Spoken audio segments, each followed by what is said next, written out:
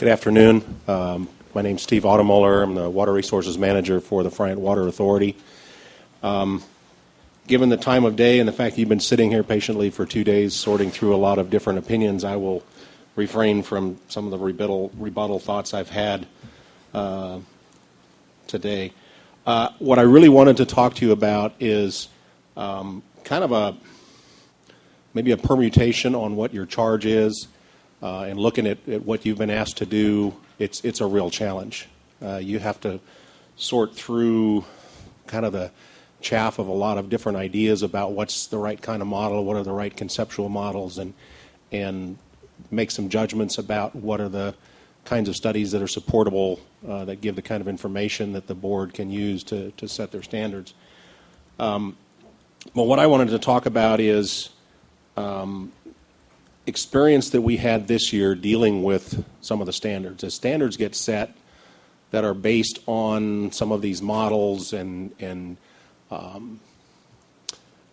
ideas about over time what is causing problems and what the solutions might be, they've come up with some standards, and those are used to control the operations of the facilities. This year, not news to you all, is critically dry. The Friant Water Authority, for those of you who are not familiar with us, is a joint powers authority that represents the districts, most of the districts that receive water from the Friant division of the Central Valley Project. We used to consider ourselves a hydrologically separate unit, but the supply is based on an exchange that allowed the Bureau of Reclamation to use the water from the San Joaquin River, delivered along the east side, and in exchange for being able to use that water, which the water rights for which belong to a group of districts along the kind of the elbow of the San Joaquin River. There's 4 districts now known as the exchange contractors. Their deal was that as long as the Bureau was able to provide them a substitute water supply from Northern California through the Delta exports down the Delta Mendota Canal, then they would allow the Bureau to use that water to service the Friant contractors. This is the first year since the project began. The contract was signed in 1939, the first deliveries after Friant Dam, 1949. This is the first time that the Bureau has ever not been able to deliver full contracted supplies to the exchange contractors, or in this type of year, they're 75%, what they call critical year supply. And as we've been going through this year, looking at, okay, what happened in 1977, which this year compares to, for a little while, it was worse than, now this year is a little bit better than 1977.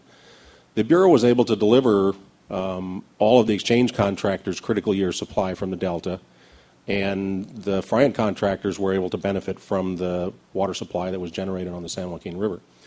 This year, because of the constraints on operations, the exchange contractor supply has been projected to be less than their critical year supply, using a combination of everything they could pump from the Delta.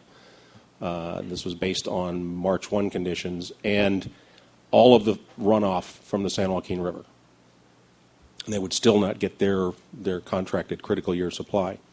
So this year, as we were looking at these few storms coming through in February and March, and there was a petition to the state board to say we'd like to be able to relax some standards. Particularly, they were asking about X2. The state board said, okay, there's some conditions under which you can relax those standards and pump a little bit more of that storm water that's coming through.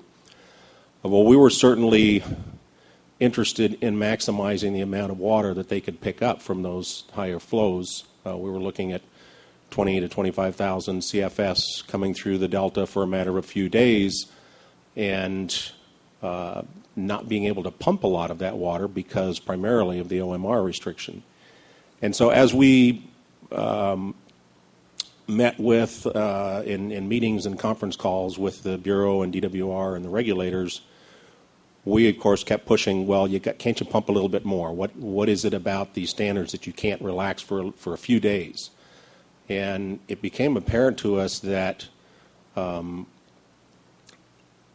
regulators really had a problem describing with any objective ability what it was that about the relaxation of the standards, specifically OMR, that would be detrimental to the fish this year.